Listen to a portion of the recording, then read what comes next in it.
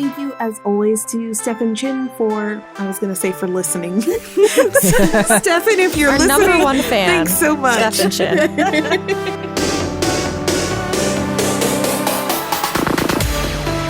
Hello, and welcome to SnarkSquad Pod, a media podcast full of friendship, feelings, and snark.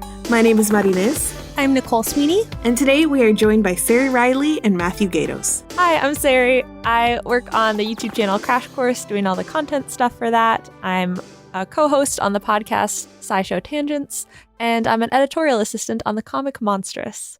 And I'm Matt. I work on YouTube shows like Animal Wonders and Journey to the Microcosmos. And I'm a producer, editor thing. I have my own podcast called I Love It that occasionally uploads when I have time. And Matt and Sari are also co-hosts of Cooler Than Homework. And this is a sort of crossover episode between Snark Squad Pod and Cooler Than Homework. Normally for these sort of topical episodes, we have kind of like a trope or something like that. And this isn't really a trope. This is, as you will have seen in your feed, our back to school themed episode. We mostly just decided it would be a fun idea. We're like, oh, okay, Cooler Than Homework, and it's like September, so, you know, back to school. Yeah. So we have like a really long list of school-themed things, ways to talk about schools and media. But mostly, I have a feeling that this is going to wind up being Coming of Age Stories Part 2, which is also like very on brand for us. This is like, how many ways can we have a coming of age stories conversation? Because that's most media set in schools winds up being coming of age stories. And this is the part where we would do like the did you like the media thing. And that always changes a little bit in these themed or trope episodes. But I kind of want to start with a little bit of a baseline here. Kind of, did you like high school? But mostly, what was your high school experience like? And I guess I'm trying to figure out, because high schools can vary a little bit, definitely outside the U.S., but even in the U.S., like, was it 9th through 12th? Did you go private or public school? In general, what did your high school experience look like? And did you, for the most part, enjoy it? I did enjoy high school. My high school was 9th through 12th grade. It was in the middle of a cornfield, essentially. I went to high school in a town of 1,500 people. So my graduating class was like 180 people. So I knew all of their first and last names. I knew most of their parents. I knew like everyone. And I think that helps and hurts a little bit, because I don't know, there was definitely cliques and that sort of like you section off into your groups and stuff, but I was able to sort of navigate that a bit and I didn't feel like there was like strict guidelines of like, well, if you're friends with these people, you can't be friends with those people, because there was like 20 of us. We had to be friends with everybody. So I think overall, I don't know. I feel like the story of who I was in high school and who I am now sound drastically different, but it's not, because I was like playing football and I was the prom king and all of those things, which I don't think people would necessarily guess. But my high school was also one that the cool kids weren't the quarterback of the football team. The cool kids were the marching band and the show choir kids, because our marching band and show choir were winning all the awards and bringing all the money into the school, and our football team never won anything. Yeah, cornfield town with only 1,500 people. You're not contenders in the Midwest. No. We like our football games existed pretty much so that the kids had something to do on a Friday night. And one other question, what was your mascot? Oh, we were the Tigers. That's really interesting. I don't think we've talked about our high schools, Matt, because mine is similarly weird. It wasn't in a cornfield, but my high school went from 7th through 12th grade. It was a choice school, so it wasn't a private school. You didn't have to pay tuition, but you had to apply by lottery to get in and then take a math placement test. And I'm not entirely sure why, because it was an arts-focused high school. So there were very few electives. And the weird thing was that I had to take art for 5 of those 6 years, and I had to take Spanish for 5 of those 6 years. And then starting senior year, you could like pick other electives.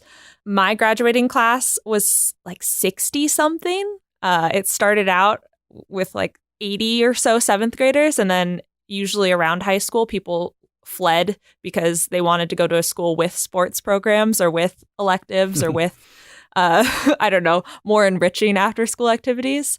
All that to say, I also knew everyone in my class. And there were 3 main groups because with 60-ish kids, there ended up being like 3 different humanities classes being taught at the same level or 3 different history classes being taught at the same level.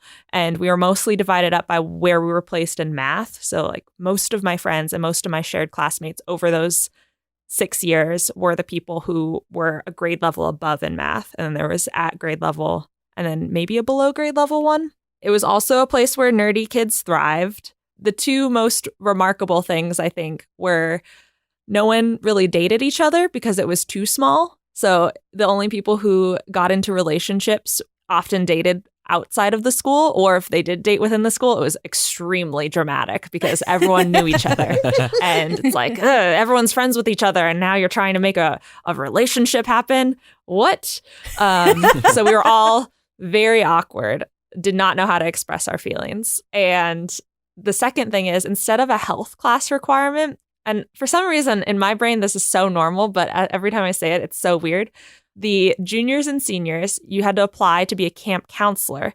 And for the first week of every school year, the 7th, 8th, and 9th graders went to camp with the juniors and seniors who were camp counselors. And that is how we covered the district's health requirements. What? So I was a camp counselor both years. That's very weird. And on my junior year, I taught health and body image. And my senior year, I taught psychology, and it was like eating disorders and depression and anxiety and things like that. And we consulted with a psychologist to develop the syllabus for this class just for a week. We were in the woods, we played games, we sang songs, we bonded, and we taught health to each other.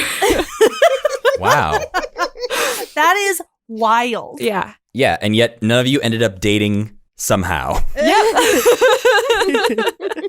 Let's stick these high schoolers out in the middle of the woods alone to talk about It'll health. be fine. There were teachers there, to be clear. There were like 2 or 3 teachers that went along as staff, but also like school had to keep going. So if you were in 10th grade or a junior and senior who weren't at camp, normal classes were going while everyone else in the school was away at camp.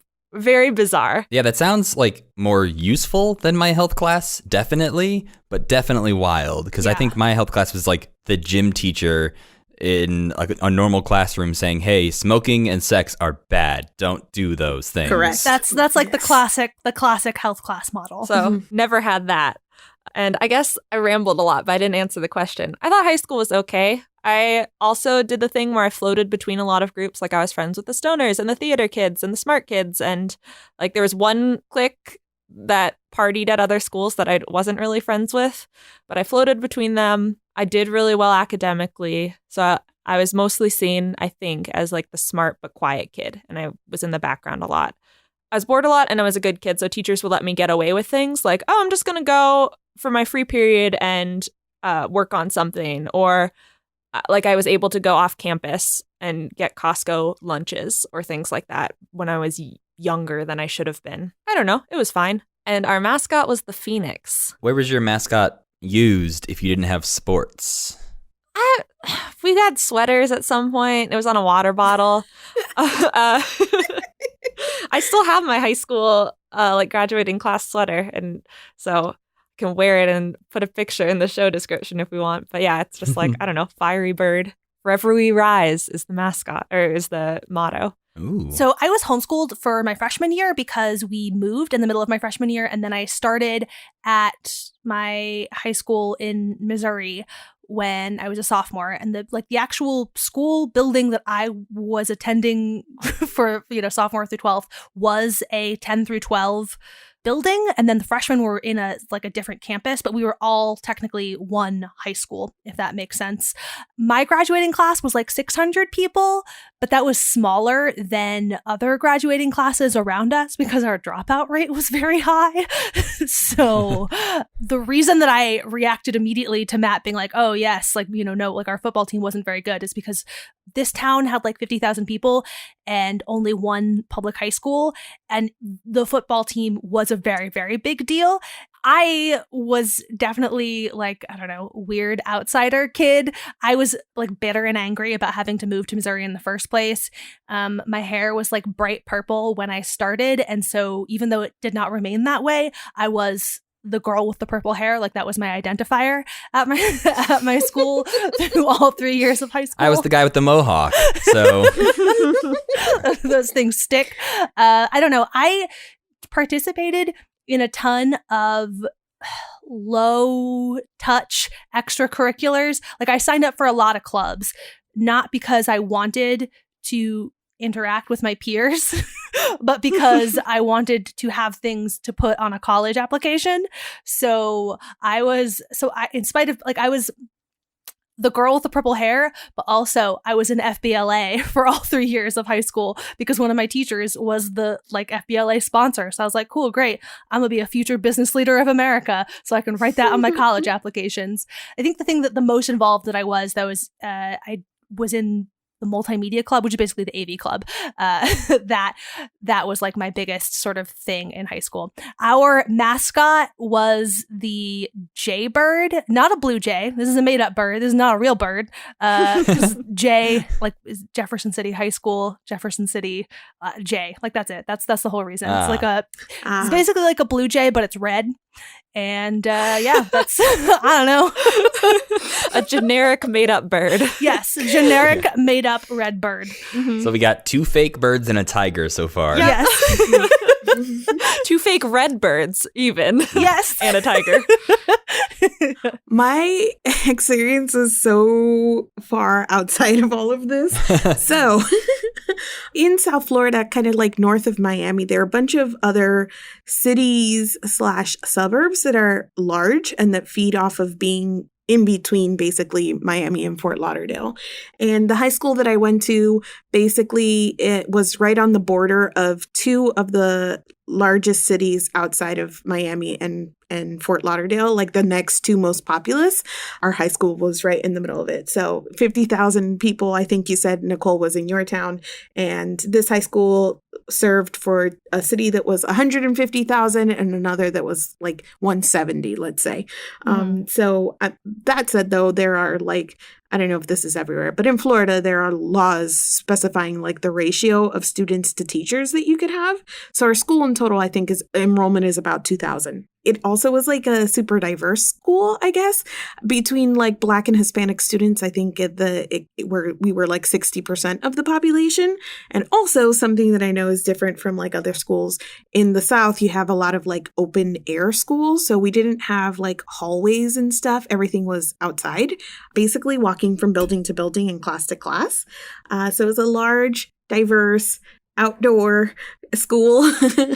And I enjoyed school for the most part. It was fine. I was very focused on academics, but also I'm not like a very good student. So I don't know, like smart kid stuff. We traveled around in packs. They had like a program in which we all took the same honors classes. So I just hung out with that group of kids. But then by my senior year, I wasn't really going to school anymore. I was taking like college classes and doing like work study programs so that I almost missed our like practice for high school graduation because I didn't even know it was happening. So I phased myself out of high school as quickly as I could. So it was like a fine experience in a really large school. I don't know. And our mascot was the Mustang. Now we have our basis of what high school was in reality for us. So we can turn to fiction, which almost always got it wrong. I don't know. I guess that is what we will determine. But I think that I want to start with your favorite fictional, like school related tropes or things that are often repeated when we see fake schools in media, that whether they're accurate or not, but like the ones that you really like. I don't know if this is like just specific like media, that I saw this in a couple things and it's not as widespread as I think it is, but there's like this idea of sort of the senior hallway that is like a gauntlet that is scary and you don't want to approach it or go accidentally walk down it because of what might happen to you as a freshman. And I think specifically I'm thinking of Boy Meets World as like there is a senior area of the school that you don't go into, and I don't know. I feel like I never experienced anything like that in school. It was all like intermingled, and I had lockers next to juniors and next to seniors and all this stuff. So I never felt like there was a separate part of the school for them. But I also watched TV and movies and saw those open air campus places and thought that was fiction because I lived in a wintry place where they would never think of having an open campus at a high school.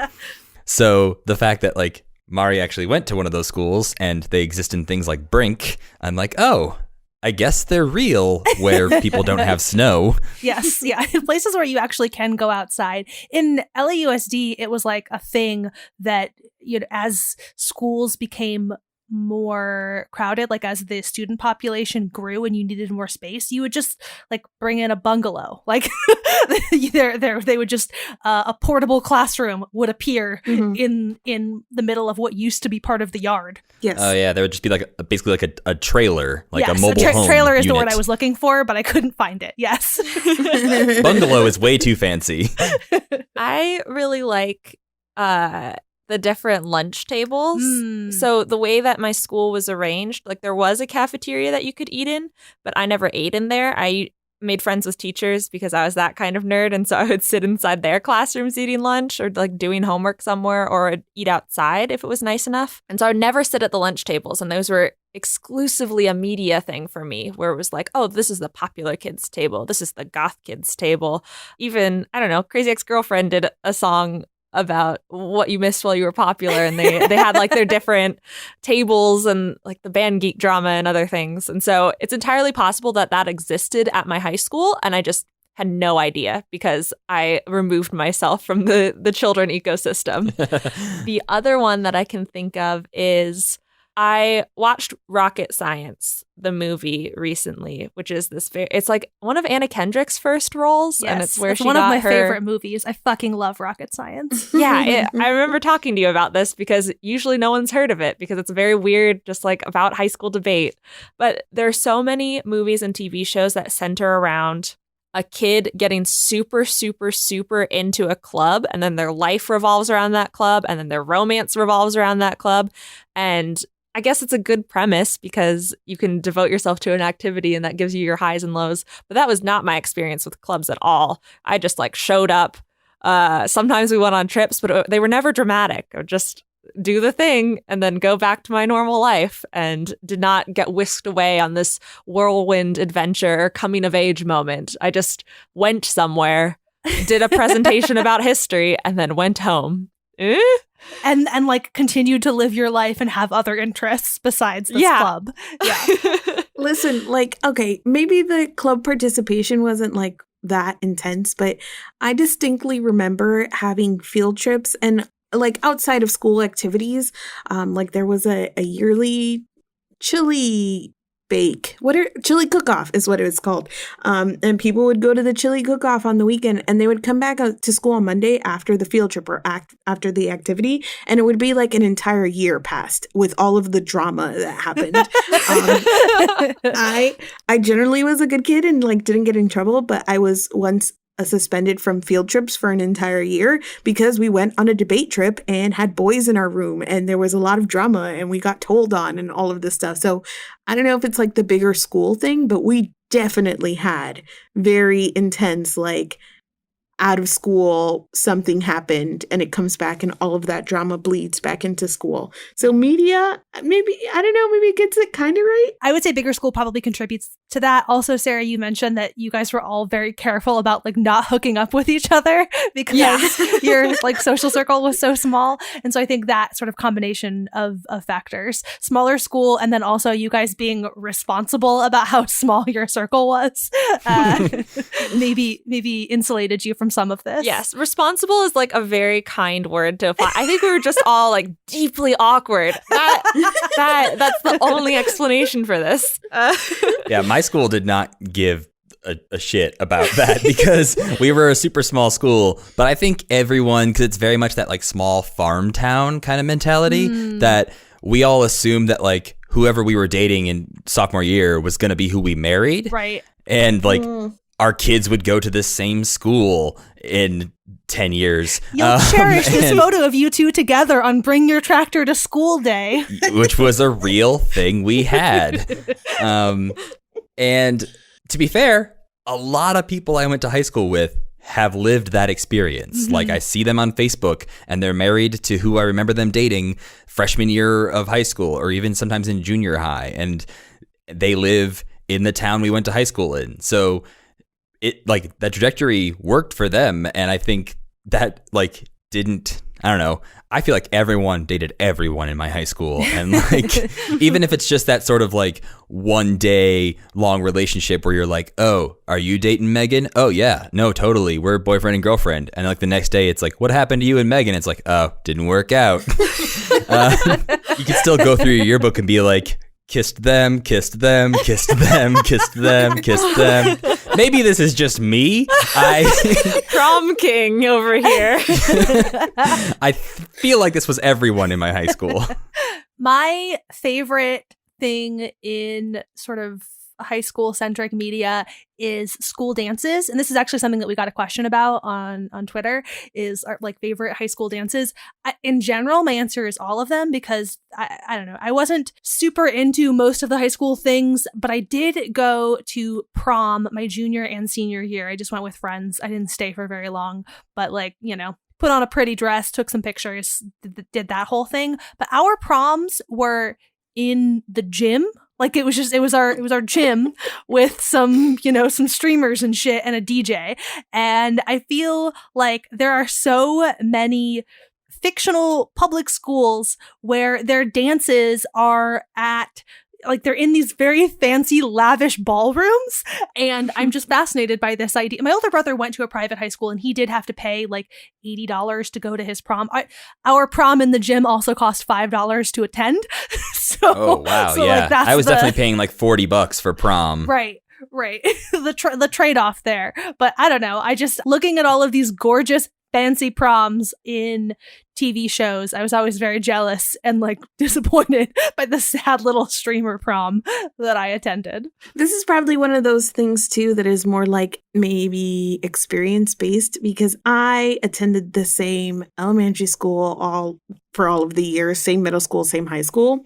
And so I never was like the new girl, but I love the trope of like being the new student in a school and what a big deal that was, which again, maybe like big school experience, but nobody gave a shit like in our school. If you were the new kid at the beginning of the year, in the middle of the year, like that, it just, I mean, I'm sure it's a big deal for somebody coming into a new school, like in the middle of the year, but like the media has taught me that it's like a big deal for everybody else. Like, did you see the new person? And we're going to be mean or nice to the new person. And a lot of stories are started that way when I just never had that experience one way or the other. But I love it, because who wouldn't want to reinvent themselves and or revolutionize the entire school through their plot?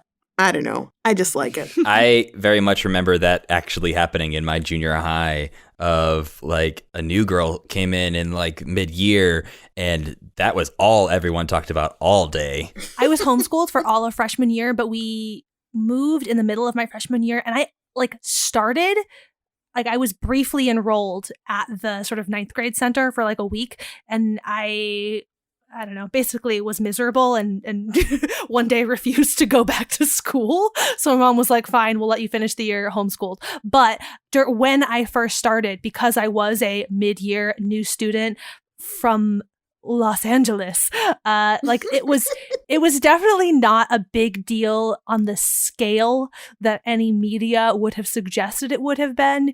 But it was like a thing that, and people would ask me questions about, I don't know, living in a bigger place. Like, my most distinct memory actually is in my civics class.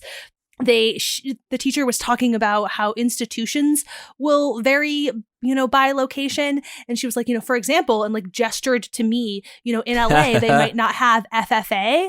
And like, and then she kept talking and I was like, I don't fucking know. I like whispered to the kid next to me to ask what FFA was. And they like the kids around me all laughed like I was telling a very funny joke. And I was like, no, like, I don't like, per her point, I do not know what FFA is. We did not have FFA in Los Angeles, which is the Future Farmers of America, for those of you who also did not have an FFA. You were like the kid in Hocus Pocus, that they're all like, what up, Hollywood?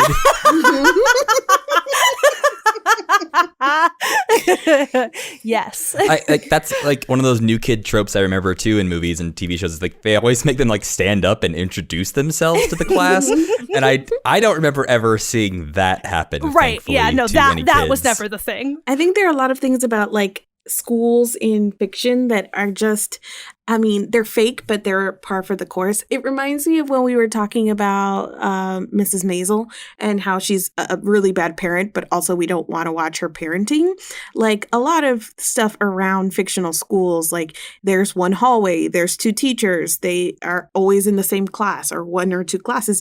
And yes, all of that stuff is fake, but also I don't want to watch them sit in a class. Right. So you just have to kind of accept that it is what it is. But that said, I also really love like when they have plot appropriate lessons. Yes. That you see, yes. They're like learning about something that applies to the plot. And I know it's so hokey, but I love it. That's one of my favorite things about Easy A is that Easy A like signposts that at the beginning, and she's like, yes, of course, like, you're always learning about something that is relevant to your life. And like, I enjoy that. I think that's like the trope of almost every like early Boy Meets World episode is that like Mr. Feeney comes in and he like changes his lesson plan because something has happened in Corey's life that he knows about. And so he'll like be like, he's like, well, we were supposed to talk about the War of 1812 today, but instead I'm going to talk about this, Mr. Matthews. And it's like, oh, that seems very pointed and not that helpful. The only student that he cared about, like the only... Yeah.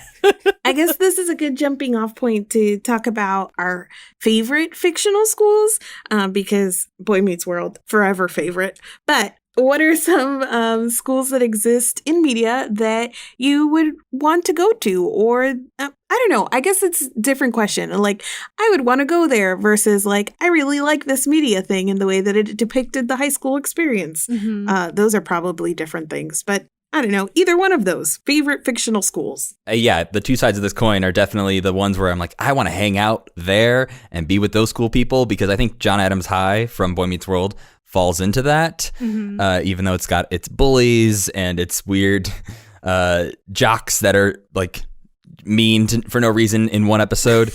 But like that seems like a fun school, whereas like I watch things like Fresh Prince and Rushmore, and I see these really high-class private schools, and those are like a foreign world to me that I don't even know if it exists. Like Gilmore Girls is another one where I'm like, sure, that maybe exists out there in the world. Right. I'll never see it. I'll never know anyone who has seen it. So I'm just going to believe that that's what private schools are all like. Yeah, I mean, there's like my go-to answer to this definitely errs on the side of the fantastical, like your Hogwarts type. And like, I don't know, that's the easy answer, but also it's true.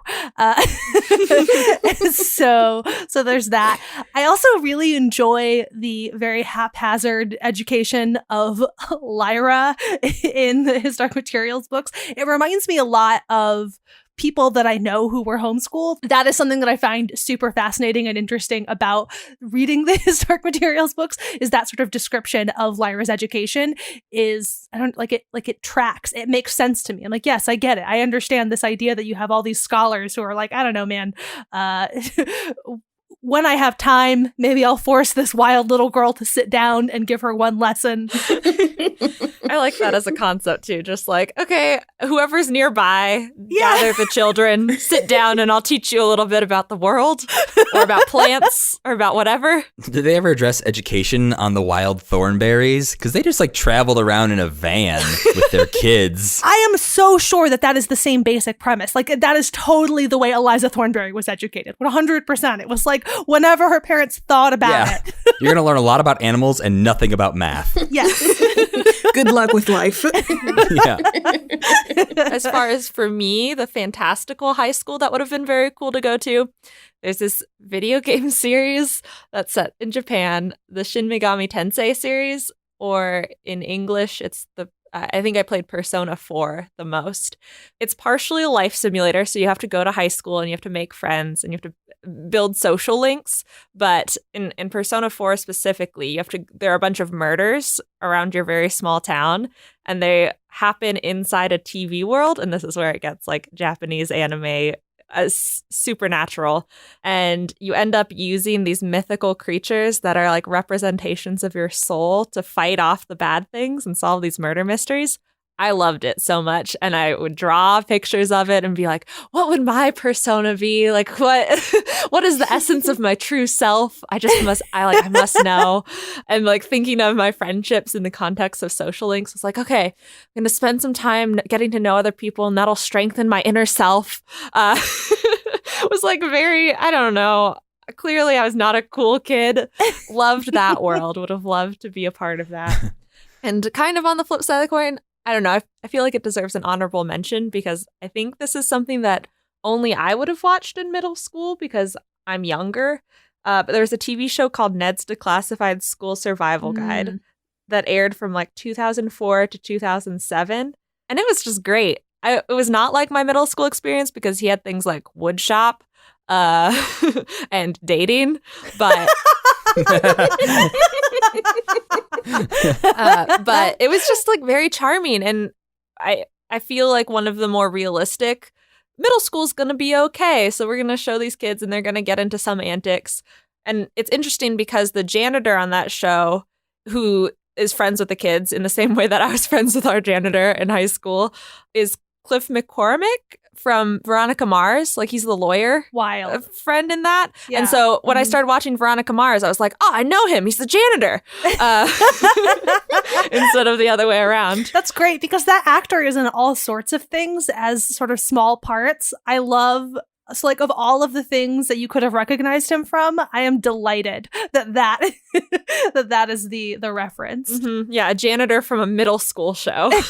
I'm realizing in this discussion, I was going to add in that I'd love to go to the Ferris Bueller school. When I say that, I realized that it's because in that school, everyone's like sort of like banded together around this one central thing. They all talk and get along. But really, I think that's like a self-absorption thing that I wanted to be Ferris Bueller. Right. And I wanted everyone in my high school to care about me. And to go like, sure. Like, he may not know our names, but we all love that guy. Right. Whereas this question is more like, you're attending the school. You are extra number 42. What is the school where you would most be interested in being extra number 42? Right. In that case, it is not the Ferris Bueller school, because I would only want to go to the Ferris Bueller school if I was Ferris Bueller. Right. Okay, so flip side of this, what's the fictional school you would least like to attend? Ooh. My answer is definitely Sunnydale High. The odds of death, just as extra number 42 as extra number 42 at Sunnydale High, I'm dead, like 100%. For me, Riverdale. Yep. It's like the opposite of what I would like in a high school. Sometimes they bring up the SATs very randomly. There are a lot of murders. Everyone's parent is a murderer too. There's like weird corruption in the town. It sounds miserable. For me, it's going to be Forks High School. Oh, yeah. Where a bunch of ancient vampires have decided that the best use of their time is to go to high school over and over again. And also, it looks very blue for some reason. And the weather is awful. And nothing about this sounds good. Also, Forks, Washington is the most boring town. It didn't even show up on weather maps until Twilight became a thing because it was so small and no one cared about it in any way whatsoever. So, especially if you like big cities in any way, do not go to Forks. It's useless. Even if you like Twilight, don't go to Forks. It's boring. I really like this sort of like bonus reason of, warm colors really suit me better. So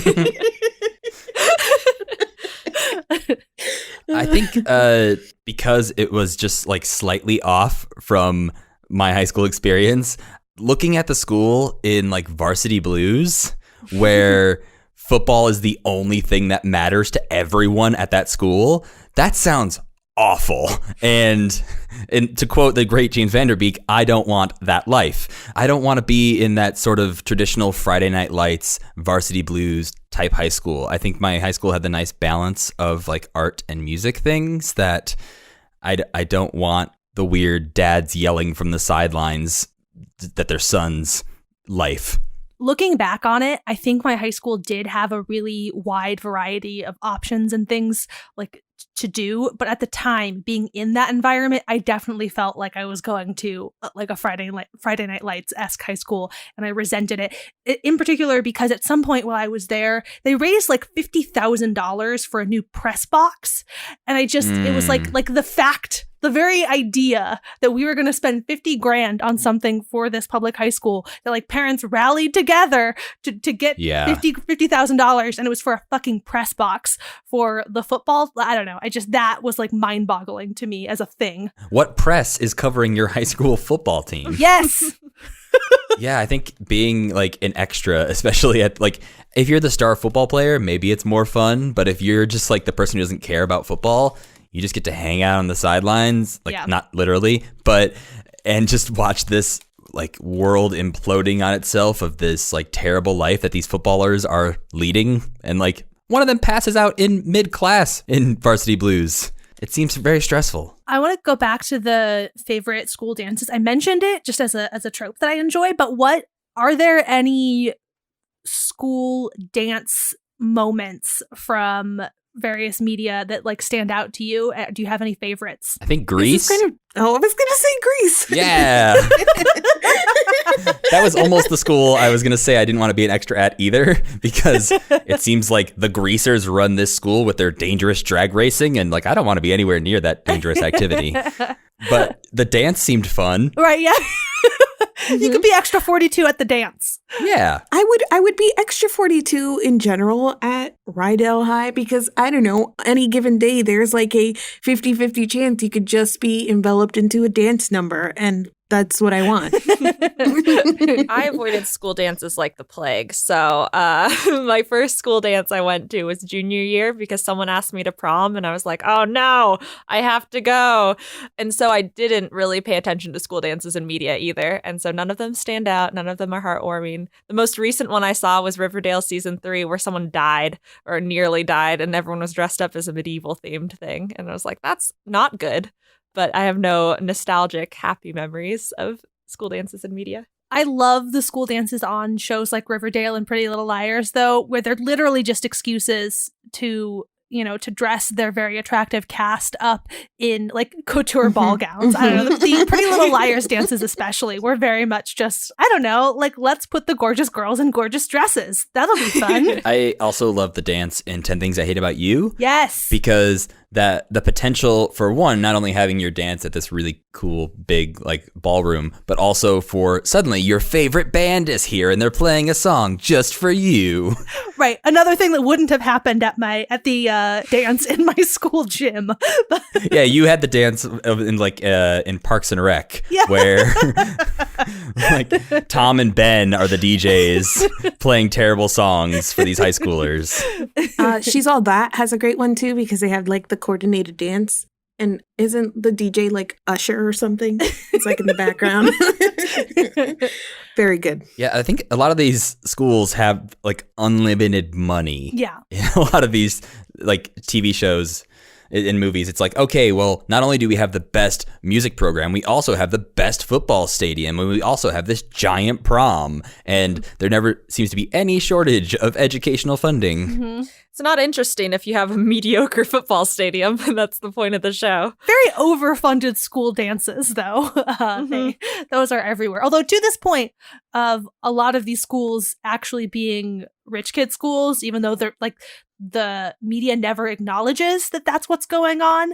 10 Things I Hate About You is also very, like there's just so much money I rewatched it last night because when I was trying to think of a list of sort of, school themed questions, I came up with multiple that were related to 10 Things I Hate About You. So the dance is one of the things that I wanted to talk about. Also the school itself, which is a castle. Yeah. And the scene where they drop the flyers down the stairwell ruined me for the idea of a school. Like, all schools are disappointing after that sort of beautiful visual of the flyers sort of fluttering down the many flights of stairs and that kind of spiral staircase deal. I thought that was fantastic. But also when I was thinking of that, it made me think of To All the Boys I Loved Before, which also has a very fancy school. So Sari, are Seattle area schools castles? Discuss. To my knowledge, no. So to be clear, went to school outside of Seattle in Kirkland, and my cousins, who are very rich, went to private schools. And even then, they were just like nicer versions. They looked more like office buildings. No castles in sight. But Matt, you have insight onto the 10 Things I Hate About You school? Yeah, that one actually is in Tacoma. So you weren't too far from the giant actual high school that they used for 10 Things I Hate About You. It's called Stadium High School. It's really there. One time I was driving through Tacoma and stopped to see it.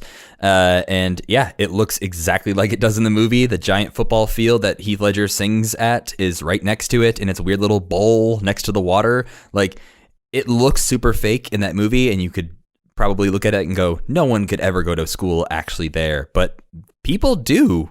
I don't know if it cost a lot of money to go to that school or what, but according to Wikipedia, it is a public high school. All right. Well, I guess I'm moving to Tacoma so my kid can have an awesome high school. It's so majestic. You'll be right by an airport and you'll have a great high school. I don't think I had like a really good grasp on like this like schools and money tie until high school because I was in the debate club, and so we would go to different schools in the district to compete, and all of them were better than ours.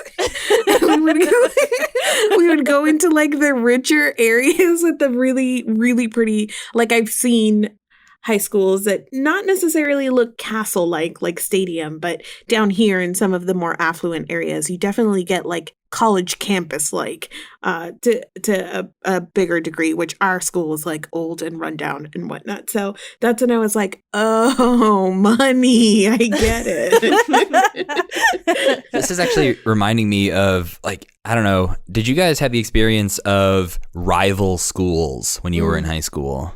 Yes, kind of.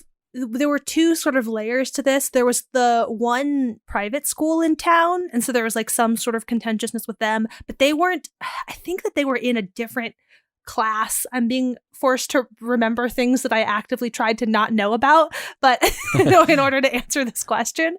But like, we definitely had, I don't know, some sort of tension with the private school in town, but they were a much smaller school. So I don't think that we were actually competing against them. Like, our football team didn't compete against them.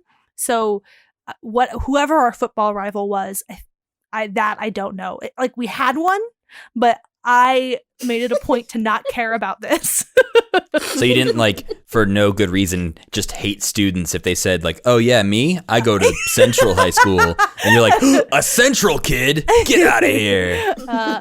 No, I did not. I did not personally have that experience. And I have no idea whether any of my peers who were more invested also had that experience. I don't think so, though. I mean, we kind of had a rivalry. So my school was called International Community School. It didn't actually have very many international kids, but our big competition school was the International School in Bellevue, which also didn't have a lot of international kids. I don't know why the naming system was like this, but they were also like a public choice school that you had a lottery to get into, but like more rich kids went there because they were in Bellevue, which is, I don't know, where the malls are and where the houses are more expensive.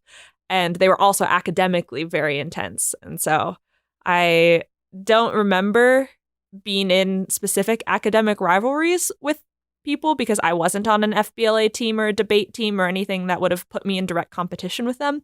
But I do remember talking about them. It's like, oh yeah, their AP scores are also really high. Or like, I don't know, we got 5s in most of our grade, but they got more than us this year. And so like very stupid, pedantic, academic rivalry, but it amounted to nothing. But it's like that mythical thing of like that other school, they must have this. They don't have that. We're better in this way. Yeah. And like the fact that the names were similar too, like they were IS and we were ICS, just amplified it up. So, See, I think we had Hersher High School, which was so basic and boring, and our rival was Bishop McNamara. Ooh. Yeah, way cooler as a name. But like the moment you would like meet someone that was like in another friend group and they're like, oh yeah, I go to Bishop Mac, you're like, oh, okay. Like you had so many assumptions about them based on nothing. I've never been to Bishop McNamara School. I have maybe talked to 2 people who ever went there, but the rumors and the myths that would swirl around our school about Bishop Mac students made me assume I should hate them. My favorite instance of that in media is Veronica Mars. And so Veronica went to Neptune High, and then there's a school that's like 15 miles direct. Actually, I guess it's 30 miles because they meet at rest stop 15. So like 30 miles directly inland is Pan High. And there are also, one of the things is, rest stop 15 is the like halfway point between the 2 schools. So that's where like shady inter-school dealings will happen. And like, I don't know, the way the show leaned on the inherent absurdity, it played with it a little bit. It played with the idea that Veronica is herself kind of an outsider at her own school. So she goes to this other school and then she becomes kind of an immediate insider. And so there's that dynamic that's sort of happening. And also this school is first introduced to the show because the principal is like, hey, we have a mystery that needs solving, and it seems like you solve a lot of mysteries. So like maybe we should use that. So there's a lot of kind of I don't know, meta components, I guess, to the way that the Pan High rivalry is introduced into the show, but I really enjoyed it. My favorite instance is in Never Been Kissed, where it's like South Glen South is the name of their high school, and the rival is like North Glen North or something like that. It's like very, and then the whole thing is that like the other school copies their prom theme and they're like, we can't have it too, and they have to change their entire prom theme because the other school copied it. Now I'm thinking of Bring It On and like the rival cheerleading squads. That's a good one. Yeah. I mean, that one has like other layers to it too, though. Just like, like the class and racial dynamics and stuff beyond. Yeah. And that they actually stole their routines. Yes, and like actually literally were stealing things. So I mentioned Never Been Kissed, which there was one other thing that I wanted to mention, like in terms of like media and schools, and particularly high school media, as a thing that I don't like, or that maybe really messed with my perception of like what high school would be like. But you watch TV and there are a bunch of like 20 and 30-year-olds running around high school. Yes. And yeah, maybe thinking that my life would be a little bit more together when I was 16 because I was watching a bunch of 30-year-olds navigate the hallways, but that's not the way that it went. And thinking about Drew Barrymore pretending like she could pass as a high school student and Never Been Kissed. Wild to me. Yeah, like thinking of like when I was 25 trying to go back to high school and be like, sup fellow kids, yeah. How's it going? My other big gripe, and this is just a thing that I wanted to put out there on this episode, is how on Pretty Little Liars those girls always did like an hour of scheming at a coffee shop before the school day even started. And like, I don't know what everyone else's lives were like, but I basically rolled out of bed and went directly to school. And also this was way earlier than I go to work. Like I school started so early. I don't understand how these teenagers have all this time, and like they look cute as heck. Like they got up, they got cute clothes on, they did their full face of makeup, and then they're like hanging out at the cafe. Cannot relate. The mention of Pretty Little Liars. No, this is like a reel for real. Yes, I cannot believe I have not mentioned this, but teacher-student relationships in media that are set around high school. Oh, so bad. Yeah. Hate it. Hate it in all circumstances. And Pedra and Arya are probably one of my least favorites of all time.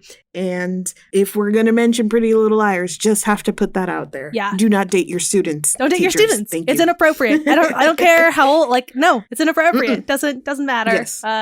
Don't fucking do it. The never been kissed thing of that, of like, yeah, there's that weird vibe where like I think she ends up with the teacher, right? Yes. Which is like, yeah, for most of that movie, he is seeing her as a student Right. that he's just slyly flirting with, and we're all okay with it because we know. We know. Right. But She he is of doesn't age. know. He does not know. No. And therefore, it's super fucking inappropriate. Yeah, there should be like a flash forward to 5 years into their relationship at their wedding, and her just going, "Wait, how old did you think I was when you started liking me?" And on that note, that brings us to the end of another episode. Thank you to Matt and Sari for joining us this week, and thank you all for listening. We'd love to hear all of your thoughts on fictional schools in media. There will be a post dedicated to this episode up on SnarkSquad.com. You can also sign up to join our community on Patreon at patreon.com/SnarkSquad. You can also find us on Twitter at Snark_squad. You can find me at My Name is Marines. I am at Sweeney Says. I am at Matthew Gatos.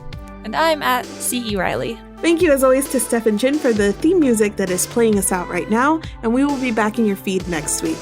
Bye. Bye.